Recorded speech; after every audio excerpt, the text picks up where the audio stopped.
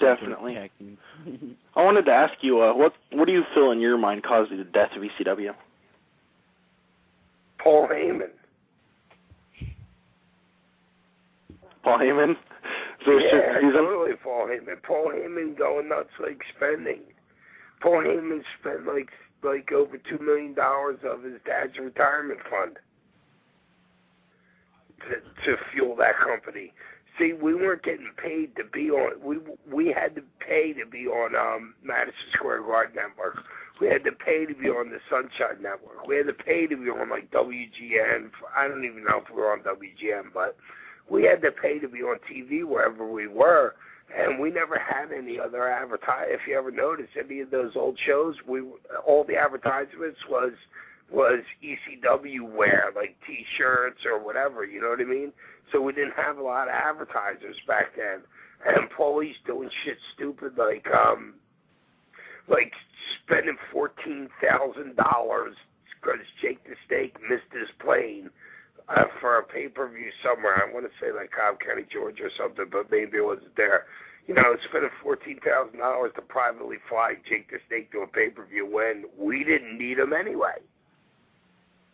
You know what I mean? Paul he had no sense of, you know what I mean? It's like going out to a bar and having $20 in your pocket and buying around for the whole bar. As soon as you get in there, then you're broke.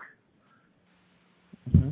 You know, Paul, at least Todd had fiscal sanity. Paul just, he didn't care. It wasn't his money. Todd cared because when he had the company, it was his money. Makes sense. Definitely. Right. What are your thoughts on your XPW run, including your feud with Pogo the Clown? Yeah. Just another company. Nice. Pogo's a good guy. You know what I mean? Pogo's a good guy. Rob, whatever. What was his name? Rob Black.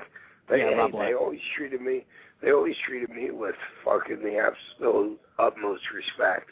I used to get to if they had a locker room and the locker room was small, I would go dress with the girls. You know what I mean? I'd be dressing with like Lizzie Borden and like whatever, like porno stars like he had in there and all.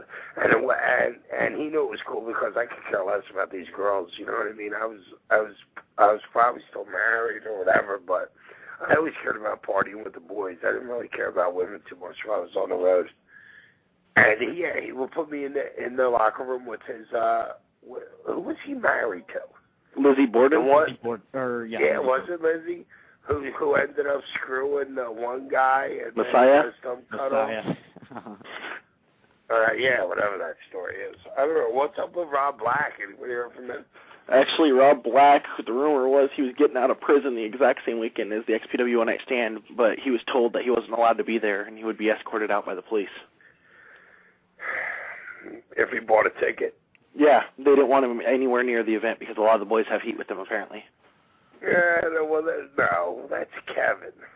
Kevin Kleinrock's doing all that. They don't care about the boys. The boys don't have heat with whoever's paying them. You know what I'm saying? The boys aren't controlling that. Kevin Kleinrock's controlling that. And Kevin's a great guy. Kevin has always been, like, top-notch with me. I couldn't deal with, because, like, dealing with Black was like dealing with Paulie. So that's why I always dealt with Todd. And so when, like, my first time dealing with XPW, I just dealt with Kevin Kleinrock, and Kevin's, like, the best. He's totally professional. He makes sure you're taken care of. You know, he really took care of me well, and I always thanked him good for it. Definitely. What do you think of the atmosphere at the One Night Stand event? We actually saved Lizzie, Lizzie Valentine against Pogo. I don't remember it. You don't remember? You don't remember me picking you up at the airport for that event? All right, I remember that part where we stayed in the hotel there, but I don't remember. Remember because we picked on my buddy. What I did in the ring. We picked on my buddy Matt the whole time because he couldn't drive properly. Oh wait, this is the last time I was there with Terry Funk and Raven and all exactly. those guys. If you remember, we picked on Marky Mark because of his driving. That's right. I forgot about that. And then we picked on him. And then we picked on him the following weekend here in Portland. Yeah, but what? Yeah, right. And then, yeah, but I forgot all about it, that they were doing some girls thing before mine, which even brought me out to the ring, you know what I mean? Yeah, they did that. All about it. Lizzie Valentine came out, cut a promo, stating that she wasn't scared anymore, and Pogo came out and was going to beat her up, and you came out from the back. Oh, okay. All right. I don't remember that much. Understandable. I have the DVD, which can actually be purchased, ladies and gentlemen, through BigVisionEntertainment.com. Cheap plug there. Alex, go ahead. Well, first off, Sam, I just wanted to ask actually I guess, which show did you actually prefer to be part of around 2005? The Hardcore Homecoming show, which was promoted by Shane Douglas, or the One Night Stand pay-per-view? What do you think? Well, the one What do you think? The One Night Stand because of the money, I would assume? Well, it's a grander stage. You know what I'm saying? It's like being on Broadway to be in the Paramount studio to film. Mm-hmm. You know, definitely you want to be on. Even though for Shane's show, I don't even know who I wrestled. But for the One Night Stand with the Dudleys. Okay, but for the one for Shane Douglas, right? Mm-hmm. Yeah. Are you talking about the One Night Stand when me and Dreamer tagged against the Dudleys? Yeah, with the Dudleys. If you ever go back and look at that match, you will see what actual brilliance, absolute brilliance that match is.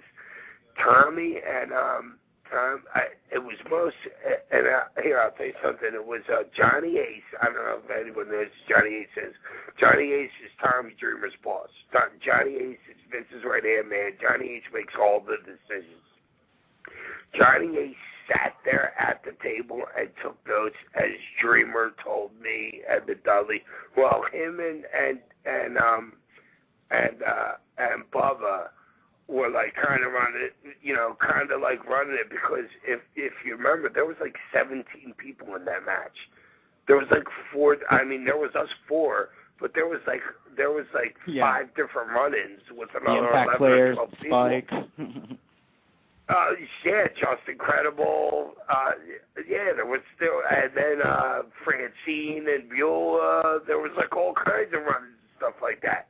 That match was like total brilliance, and I really have to hand it to Dreamer, because Dreamer just wanted to give anybody that didn't have a match on the show a chance to be as a part of our match. Mm-hmm. And then I get totally lucky at the end. I don't even know it. I don't know how much time is left on the pay-per-view or whatever. But I'm like, you know what? Screw this. I'm out of here. These guys are all going to have a love fest. I go up, and I walk up the top of the stairs, and I turn around, and I'm like, oh, here comes Steve. So, and I'm like, you know what? I'm going to wait for Steve. Steve comes up the stairs, turns around, he goes, hey, brother, let's tilt one for the people or something like that. We turned around, put our arms up, the place popped, and then boom, that was the end of the pay-per-view. I'm sure he didn't know it either, because he didn't have an earpiece. We didn't have no producers like right there telling us, So yeah, that all worked out really, really good for me. Ended the pay-per-view.